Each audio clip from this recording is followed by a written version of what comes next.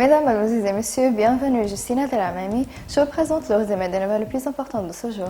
La Commission des affaires étrangères du Parlement a exprimé son rejet et sa condamnation des déclarations fausses et répétées. Le président turc Recep Tayyip Erdogan qui affirme l'existence des droits historiques de son pays au Libye.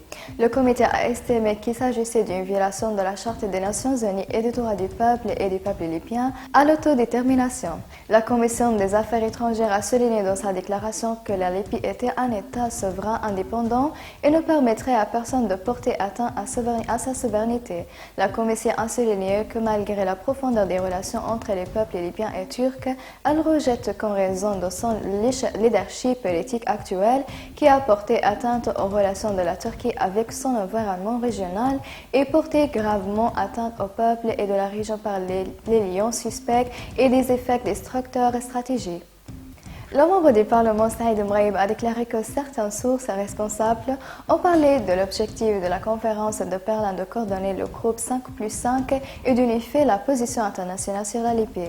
Mraïb a souligné que l'absence de la Libye de cette conférence, même en présence de deux partis, le gouvernement de Concorde et l'armée nationale, est une sorte de tutelle internationale inacceptable qui ne servira pas à la cause libyenne. Elle a ajouté l'idée des forces des organisateurs de la conférence et d'empêcher la Turquie et l'Italie parce qu'elles soutiennent le gouvernement de Sarraj et des milices armées et invitent d'autres pays arabes à soutenir les forces armées. Le Mraïb a confirmé sa fierté pour les Émirats arabes unis et sa position égyptienne face aux forces armées.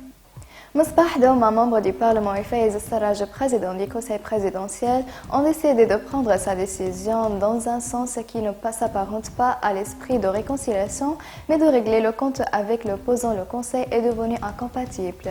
Il a ajouté que les membres qui se réunissent attrapent les bénéfices certains du Conseil présidentiel inconstitutionnel et que d'autres sont contraints de se joindre à eux à cause des pressions exercées par les factions armées.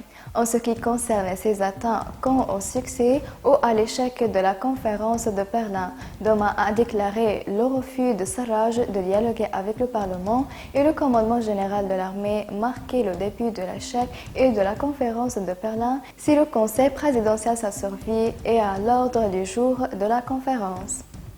Le ministre des Affaires étrangères et de la coopération internationale du gouvernement intérimaire, M. Abdelhadi El-Houij, lors d'une réunion avec des entreprises étrangères et travailleurs dans le secteur pétrolier en Libye. Il a souligné la poursuite du travail avec eux-mêmes après la libération de la capitale Tripoli, appelant les entreprises à travailler sur le principe de la responsabilité sociale et à créer un développement territorial d'extraction pétrolière, d'autant plus le processus d'extraction pétrolière affecterait la population.